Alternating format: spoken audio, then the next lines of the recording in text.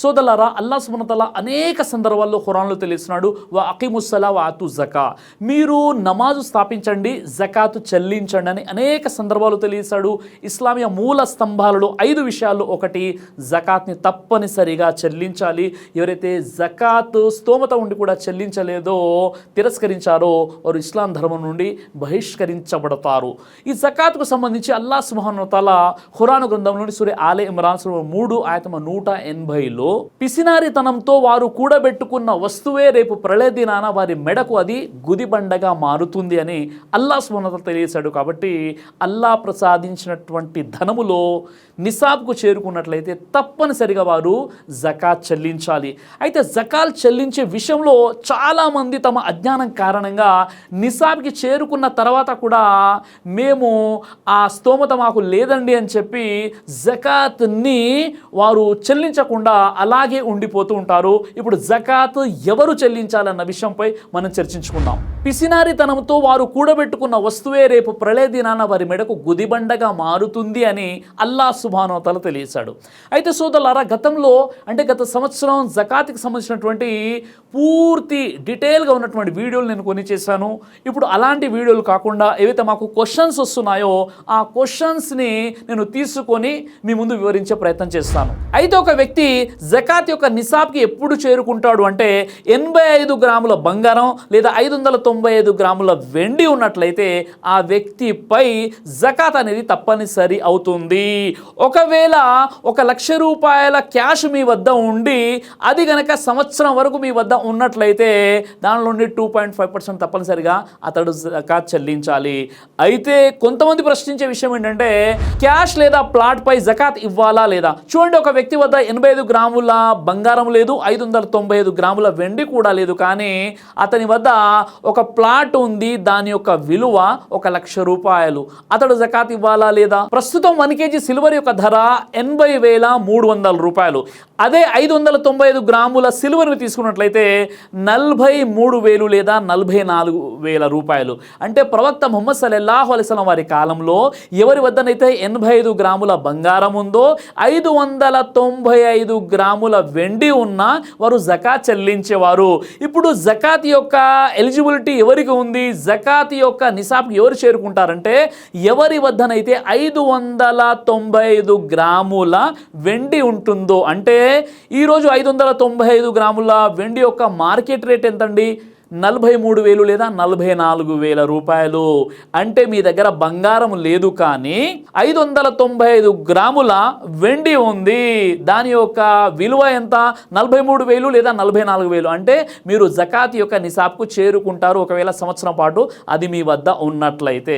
అవునండి, ఇప్పుడు మా వద్ద 595 గ్రాముల వెండి కూడా లేదు, కానీ మా వద్ద 44,000 రూపాయలు ఉన్నాయంటే అప్పుడు కూడా మీరు జకాత్ యొక్క నిసాబ్కు చేరుకుంటారు. ఒకవేళ మీ వద్ద 44,000 రూపాయలు సంవత్సరం పాటు ఉన్నట్లయితే ఖచ్చితంగా మీరు అందులో 2.5% జకాత్ ఇవ్వాలి. ఎందుకంటే సోదరులారా, ప్రవక్త ముహమ్మద్ సల్లల్లాహు అలైహి వసల్లం వారి కాలంలో ఎక్కువగా జకాత్ అనేది సిల్వర్ మీద తీసేవారు. ఎవరి వద్దనైతే 595 గ్రాముల వెండి ఉంటుందో వారు తప్పనిసరిగా జకాత్ చెల్లించాలి, లేదా దానికి సమానటువంటి దినాలు దిర్హంలు ఉన్న వారు జకాత్ చెల్లించాలి. ఇప్పుడు మీరే ఆలోచించండి, 595 గ్రాముల వెండి యొక్క విలువ ధర 43 లేదా 44,000 రూపాయలే. మరి ఎవరి వద్దనైతే 43,000 రూపాయలు లేదా 44,000 రూపాయలు సంవత్సరం పాటు అతని వద్ద ఉన్నట్లయితే అందులో నుండి అతడు 2.5% జకాత్ చెల్లించాలి. కానీ చాలామంది ఏమనుకుంటారు, లేదండి నా వద్ద 85 గ్రాముల బంగారం లేదు, లేదా 1,00,000 రూపాయలు కూడా సంవత్సరం పాటు లేవు, కాబట్టి నేను ఎలా జకాత్ ఇవ్వాలి అంటే నీ వద్ద 595 గ్రాములకు సరిపడా అంత బడ్జెట్ అంటే అంత డబ్బులు నీ వద్ద ఉన్నాయి అంటే 44,000 రూపాయలు సంవత్సరం పాటు నీ వద్ద ఉన్నాయంటే అందులో 2.5% తప్పనిసరిగా జకాత్ చెల్లించాలి. లేదండి నా వద్ద 1,00,000 రూపాయల క్యాష్ ఉందంటే ఆ 1,00,000 రూపాయలు కనుక సంవత్సరం పాటు నీ వద్ద సేవింగ్లో ఉన్నట్లయితే తప్పనిసరిగా అందులో నుండి 2.5% అంటే 2,500 నువ్వు జకాత్ చెల్లించాలి. లేదండి 1,00,000 రూపాయలు లేవు, నా వద్ద 44,000 రూపాయలు ఉన్నాయి సంవత్సరం పాటు అంటే అది 595 గ్రాముల వెండి కంటే ఎక్కువ రేటు కాబట్టి అందులో నుండి 2.5% అంటే ఎవరి వద్దనైతే అయితే 44,000 1 year వరకు సేవింగ్ లో ఉన్నాయో ఆ వ్యక్తి తప్పనిసరిగా అందులో నుండి 2.5% జకాత్ ఖచ్చితంగా ఇవ్వాల్సిందే. ఫత్వా ఇస్లామియా 2/113-127 కనుక మనం చూసినట్లయితే, ఒకవేళ మీ వద్ద ప్లాట్ ఉంది, ఆ ప్లాట్ యొక్క ధర ఎంతంటే 595 గ్రాముల వెండి కంటే ఎక్కువగా ఉంది, అంటే అది 45,000 రూపాయలు కలిగి ఉన్నట్లయితే ఆ ప్లాట్ మీద కూడా మీరు తప్పనిసరిగా 2.5% జకాత్ చెల్లించాల్సిందే. అయితే ఒక వ్యక్తి ప్లాట్ కొన్నాడు, ఆ ప్లాట్ కొనడం వెనుక ఉన్నటువంటి సంకల్పం ఏంటంటే, ఆ ప్లాట్లో ఫ్యూచర్లో నేను ఇల్లు కట్టుకొని ఉండిపోతాను అన్న సంకల్పంతో కొన్నాడు, కాబట్టి ఆ ప్లాట్ పై అతనికి జకాత్ ఉండదు. ఒక వ్యక్తి ఒక ఇల్లు కట్టుకున్నాడు, అది 1 కోటి రూపాయలైనా 2 కోట్లైనా అతడే ఉంటున్నాడు, రెంట్స్ రావట్లేదు, కాబట్టి దానిపై కూడా జకాత్ ఉండదు. అలా కాకుండా అతడు ఒక ప్లాట్ ఎందుకు కొన్నాడంటే, ఫ్యూచర్లో నేను అమ్ముతాను, బిజినెస్ పర్పస్లో కొన్నటువంటి ప్రతి ప్లాట్ పై కూడా అతనికి జకాత్ అనేది ఉంటుంది. ఒకవేళ ఒక వ్యక్తి ఇల్లు కట్టుకున్నాడు, అందులో కొన్ని పోర్షన్స్ ఉన్నాయి, అద్దె ఇచ్చాడు, ఆ వచ్చేటటువంటి అద్దెలో కూడా జకాత్ 2.5% తీయడం కంపల్సరీ. నేను మీ సోదరుడు బ్రదర్ సిరాజ్. ఈ వీడియో చూస్తున్న ప్రతి సోదరుడు మరియు సోదరిమణికి నేను మనవి చేసుకున్నాను, ఈ పవిత్ర మాసం రంజాన్లోని మీరు మీ యొక్క జకాత్, సదఖాత్, డొనేషన్స్ మరియు మీ ఆర్థిక సహాయాన్ని విరాళం రూపంలో మా పీస్ మెసేజ్ ఫౌండేషన్కి చేరవేసి మేము చేస్తున్నటువంటి మహోన్నతమైనటువంటి ధర్మ కార్యక్రమాల్లో మీరు కూడా భాగస్వాములు అవ్వండి. ఇస్లాం పైన అపోహలను దూరం చేసి ఇస్లాం ధర్మాన్ని మానవాళికి అందజేయడం ప్రతి ముస్లింపై ఉన్నటువంటి ఒక ఉమ్మడి బాధ్యత. ఈ పనిలో మేము అహర్నిశలు ప్రయత్నం చేస్తూ దైవ ధర్మాన్ని మానవాళికి అందజేస్తున్నాము, కాబట్టి మీరు మీ వంతు బాధ్యతగా మీ ఆర్థిక సహాయాన్ని PMF సంస్థకు చేరవేయండి. మేము కేవలం రంజాను మాసంలో మాత్రమే మీకు అపీల్ చేయడం జరుగుతుంది, మీరు మా సంస్థకు ఆర్థిక సహాయం చేయండి అని. మిగతా రోజుల్లో ఎప్పుడు కూడా మీ నుండి ఆర్థిక సహాయం కోరడం జరగదు.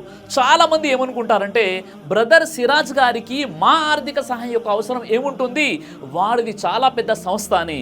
ఎంత పెద్ద సంస్థ అయితే అంతే స్థాయిలో ఖర్చులు ఉంటాయని మర్చిపోకండి. ఆఫీస్ రెంట్ ఉంటుంది, ఫుల్ టైం ఎంప్లాయీస్ ఉంటారు, రీసెర్చ్ డిపార్ట్మెంట్ ఉంటుంది, ఇంకా ఇతర ఖర్చులు చాలానే ఉంటాయి. మీరు ఇచ్చే ప్రతి రూపాయి కూడా ధర్మ మార్గంలో ఖర్చు పెట్టడం జరుగుతుంది. ఎవరికైతే ఆర్థిక సహాయం చేసే స్తోమత లేదో వారు ఈ వీడియోని స్తోమత గల వారికి షేర్ చేసి వారి ద్వారా ఆర్థిక సహాయం ఇప్పించే ప్రయత్నం చేయండి. అప్పుడు అల్లా మీకు కూడా సమానమైన పుణ్యాలను ప్రసాదిస్తాడు ఇన్షా అల్లా. ఇది కూడా చేయని వారు కనీసం మా కోసం दुआ అయినా చేయండి చాలు. हम आपसे हमारे इदारे पीस मैसेज फाउंडेशन के लिए मुख्तलिफ ज़राए से ताउन चाहते हैं. To support Peace Message Foundation, you can send your donations to the PMF bank account. Account number 0762370000019. Bank name DCB. IFSC code DCB L000076. Branch Gaddiannaram, Hyderabad, Telangana. అప్పు ఇచ్చి ఉంటే దాని మీద జకాత్ ఉందా లేదని చాలా మంది ప్రశ్నిస్తుంటారు. చూడండి, మీరు అప్పు ఇవ్వడం అనేది 2 రకాలుగా ఉంటుంది. ఉదాహరణకి మీరు ఒక వ్యక్తికి 1,00,000 రూపాయలు అప్పు ఇచ్చారు.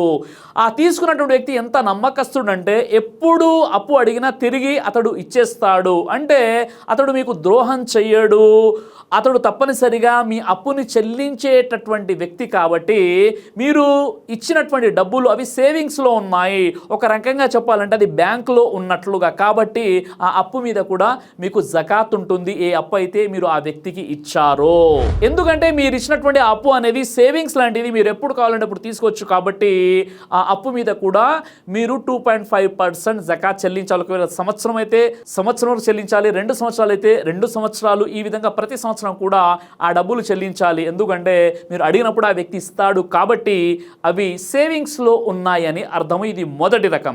ఇక రెండో రకం ఏంటంటే, నువ్వు ఎలాంటి వ్యక్తికి అప్పు ఇచ్చావంటే ఆ అప్పు తిరిగి వస్తుందో లేదో కూడా నీకు తెలియదు. నువ్వు అప్పు అడిగినప్పుడు అతడు డేట్స్ మీద డేట్స్ ఇస్తున్నాడు, కానీ సమయానికి తిరిగి ఇవ్వట్లేదు. ఈ విధంగా మిమ్మల్ని ఇబ్బంది పెడుతున్నాడు. ఆ డబ్బులు తిరిగి వస్తాయి అనే ఆలోచన, ఆ నమ్మకాన్ని కోల్పోయారు. అలాంటి సందర్భంలో ఆ అప్పు మీద మీకు జకాత్ అనేది లేదు. ఒకవేళ వారు గనక ఆ అప్పును తిరిగి ఇచ్చేసినట్లయితే, ఉదాహరణకి ఒక సంవత్సరంలో రావాల్సిన డబ్బులు ఒక 5 సంవత్సరాల తర్వాత అతడు చాలా ఇబ్బందులు పెట్టి మరీ మీకు ఇచ్చాడు. అప్పుడు మీరు 5 సంవత్సరాల అప్పు మీద జకాత్ చెల్లించాలా, లేదా ఒకే సంవత్సరానికి అప్పు చెల్లిస్తే సరిపోతుందంటే మెజారిటీ ఉలమాలు చెప్పినటువంటి విషయం ఏంటంటే, మీరు 5 సంవత్సరాల తర్వాత ఆ వ్యక్తి డబ్బులు మిమ్మల్ని చాలా ఇబ్బంది పెట్టి ఇచ్చాడు కాబట్టి ఒకే సంవత్సరం మీరు జకాత్ ఇస్తే సరిపోతుందని మెజారిటీ ఉలమాలు ఈ విషయాన్ని తెలియజేశారు. ఈ విషయం ఇంకా మీకు క్లారిటీగా తేలంటే ఫత్వా లజ్నా అద్దాయిమా 9/191. ప్రశ్న ఏమిటంటే, జకాత్ అనేది ఆదాయం మీద ఇవ్వాలా లేక పెట్టుబడి మీద ఇవ్వాలా? ఫత్వా అల్ లజ్నా అద్దాయిమా 9/280ని చూసినట్లయితే, నీ వద్ద ఉన్నటువంటి మొత్తం సేవింగ్స్ మీద నువ్వు జకాత్ తీయాలి ఒకవేళ నువ్వు గనక నిసాబ్కు చేరుకున్నట్లయితే. ఉదాహరణకి నీ వద్ద ఒక 10 లక్షల రూపాయల పెట్టుబడి ఒక షాప్లో నువ్వు పెట్టేశావు, ఆ తర్వాత 2 లక్షల బెనిఫిట్ వచ్చింది కానీ వచ్చినట్లుగానే ఖర్చు అయిపోయింది. దాని మీద నీకు జకాత్ అనేది లేదు, కానీ ఈ 10 లక్షల పెట్టుబడి ఏదైతే ఉందో దాని మీద నువ్వు జకాత్ తీయాలి. ఎందుకంటే 2 లక్షలు వచ్చాయి మరియు ఖర్చు అయిపోయాయి కూడా. అలా కాకుండా నీ వద్ద ఉన్నటువంటి 10 లక్షల పెట్టుబడి ఏదైతే ఉందో ఆ తర్వాత 2 లక్షలు ఆదాయం వచ్చింది, ఆ తర్వాత ఆ 2 లక్షలని కూడా నువ్వు సేవింగ్స్లో కలిపేశావు అంటే 10+2 12 lakhs అయిపోయింది. కాబట్టి ఆ 12 లక్షల మీద నువ్వు జకాత్ తీయాలి. అబూ దావుద్ హదీస్ నంబర్ 1558, అబూ సయీద్ అల్ ఖుద్రీ రదియల్లాహు అన్హు వారి ఉల్లేఖన ప్రకారంగా ప్రవక్త ముహమ్మద్ సల్లల్లాహు అలైహి వసల్లం ఈ విధంగా తెలియజేశారు, 5 అవాకుల కంటే తక్కువ ఉన్న వాటిపై జకాత్ లేదని చెప్పారు. అవాకులు అంటే వెండి. అదేవిధంగా 5 ఒంటెల కంటే తక్కువ ఉన్న వాటిపై కూడా సదకా జకాత్ అనేది లేదని చెప్పారు. అదేవిధంగా 5 ఔసకుల కంటే తక్కువ ఉన్న వాటిపై కూడా జకాత్ లేదని చెప్పారు. ఔసక్ అంటే ఇక్కడ పంటలు. ప్రవక్త ముహమ్మద్ సల్లల్లాహు అలైహి వసల్లం వారి కాలంలో జకాత్ని ఏ విధంగా క్యాలిక్యులేట్ చేసేవారో ఇప్పుడు మనం తెలుసుకుందాం. 5 అవాకులు అంటే 200 దిర్హంలు, 200 దిర్హంలు అంటే 595 గ్రాములకు సరిపడు వెండి అన్నమాట. అంటే ప్రవక్త ముహమ్మద్ సల్లల్లాహు అలైహి వసల్లం వారి కాలంలో ఎవరి వద్దనైతే 595 గ్రాముల కంటే ఎక్కువ వెండి ఉంటుందో వారు తప్పనిసరిగా జకాత్ క్యాలిక్యులేట్ చేసి సంవత్సరం వరకు వారు నిసాబ్కు చేరుకున్నట్లయితే వారు జకాత్ ఇచ్చేవారు. ఈ 595 గ్రాముల వెండి ఏదైతే ఉందో ఇప్పుడు దీని యొక్క ధర మనం చూసినట్లయితే 43,000 లేదా 44,000కు మనకు 595 గ్రాముల వెండి వస్తుంది. అంటే ఎవరి వద్దనైతే 44,000 రూపాయల కంటే ఎక్కువ డబ్బులు సంవత్సరం పాటు సేవింగ్లో ఉన్నట్లయితే అందులో నుండి 2.5% అతడు విధిగా ఫరజ్గా భావించి జకాత్ చెల్లించాలి. ఇది హదీస్లో ఉన్నటువంటి విషయం. ప్రవక్త వారి పూర్తి జీవితంలో మనం చూసినట్లయితే జకాత్ యొక్క క్యాలిక్యులేషన్ అనేది ఎక్కువగా సిల్వర్తో చేసేవారు. ఎవరి వద్దనైతే 595 గ్రాముల సిల్వర్ ఉంటుందో లేదా దానికి సరిపడా దిర్హములు డబ్బు ఉంటుందో దాని నుండి వారు 2.5% జకాత్ చెల్లించేవారు. అయితే 1,00,000 రూపాయలు ఉంటేనే జకాత్ చెల్లించాలన్న విషయము ఇక్కడ సరైంది కాదు అని మనకు ఈ హదీస్ ద్వారా తెలుస్తుంది. మరి బంగారానికి నిసాబ్ ఏంటంటే 20 మిత్కాల్ అంటే 85 గ్రాముల బంగారం ఉంటే దానిపై జకాత్ ఉంటుంది. ఖురాన్లోని సూరా తౌబా నంబర్ 9 ఆయత్ నంబర్ 34లో ఎవరైతే వెండి బంగారాలను కూడబెట్టి వాటిని అల్లా మార్గంలో ఖర్చు పెట్టరో వారికి బాధాకరమైనటువంటి శిక్ష ఉంది అనే వార్తను వినిపించు ఓ ప్రవక్త. కాబట్టి ఎవరి వద్దనైతే 595 గ్రాములకు సరిపడు డబ్బులు ఉన్నట్లయితే సిల్వర్ అంటే 595 గ్రాముల సిల్వర్కు సరిపడేటటువంటి డబ్బు ఉన్నట్లయితే అంటే 44,000 రూపాయలు ఉన్నట్లయితే 2.5% జకాత్ చెల్లించాల్సిందే. అబూ దావుద్ హదీస్ నంబర్ 1567లో వివిధ రకాల జంతువులపై ఏ విధంగా జకాత్ చెల్లించాలో ఇక్కడ చర్చించడం జరిగింది. ఆవులకు గేదెలకు నిసాబ్ ఏంటంటే 30 ఉండాలి.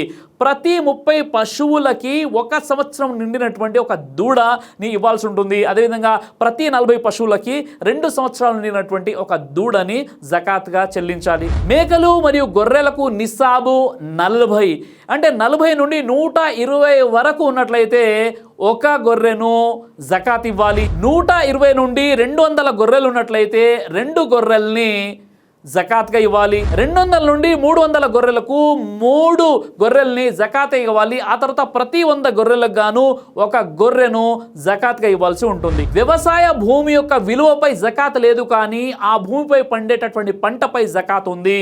ఎవరి పంటలోనైతే 653 కేజీల కంటే ఎక్కువ పంట ఉత్పత్తి అయినట్లయితే దాని మీద అతడు జకాత్ చెల్లించాల్సి ఉంటుంది. సంవత్సరానికి ఒక్కసారి అనేటటువంటి లెక్క ఇక్కడ ఉండదు. ఒక పంటలో సంవత్సరానికి 3 సార్లు పండించినా 4 సార్లు పండించినా ప్రతి పంటలో ఒకవేళ ఆ పంటలో 653 కేజీల కంటే ఎక్కువగా పంట ఉత్పత్తి అయినట్లయితే దాని మీద జకాత్ అనేది ఉంటుంది. మరి పంటల మీద ఏ విధంగా జకాత్ చెల్లించాలంటే, ఒకవేళ వర్షం ద్వారా పంట పండినట్లయితే ఆ పంటలోని 10వ వంతు అతడు జకాత్ చెల్లించాలి. అలా కాకుండా నీళ్లు తోడి వేరే పద్ధతిలో గనక అతడు పంట పండించినట్లయితే దానిలో ఆ పంటలోని 20వ వంతుని అతడు జకాత్ చెల్లించాల్సి ఉంటుంది. ఉదాహరణకి ఒక వ్యక్తి తన పొలంలో 1000 కేజీల పంటను పండించాడు. ఈ పంట ఎలా పండిందంటే, సాధారణంగా పైనుండి వర్షం కురవడం కారణంగా ఆ పంట పండింది కాబట్టి ఆ పంటలో అతడు ఆ 1000 కేజీల్లో 100 కేజీలను అతడు జకాత్గా చెల్లించాలి. అలా కాకుండా కృత్రిమ పద్ధతిలో అతడు పంట పండించినట్లయితే ఆ 1000 కేజీల పంటలో అతడు 50 కేజీల జకాత్ని చెల్లించాల్సి ఉంటుంది. ఖురాన్లోని సూరా అల్ అనామ్ సూరా నంబర్ 6 ఆయతం 141లో వాటికి ఫలాలు వచ్చినప్పుడు మీరు ఆ ఫలాలను తినండి, కానీ కోత సమయంలో దాని యొక్క హక్కు అంటే జకాత్ని తప్పనిసరిగా చెల్లించండి అని అల్లాహ్ సుబ్హానహు వ తఆలా పంటపై కూడా జకాత్ ఉంటుందని సూరా అల్ అనామ్ సూరా నంబర్ 6 ఆయతం 141లో తెలియజేశాడు. కాబట్టి అల్లాహ్ సుబ్హానహు వ తఆలా మీకు నాకు మనందరికీ కూడా జకాత్ని సరిగ్గా క్యాలిక్యులేషన్ చేసి ప్రవక్త ముహమ్మద్ సల్లల్లాహు అలైహి వసల్లం వారి యొక్క హదీసు వెలుగులో, పద్ధతి వెలుగులో మనం జకాత్ చెల్లించేటటువంటి సద్బుద్ధిని అల్లాహ్ సుబ్హానహు వ తఆలా మీకు నాకు మనందరికీ కూడా ప్రసాదించుగాక. ఆమీన్ యా రబ్బుల్ ఆలమీన్.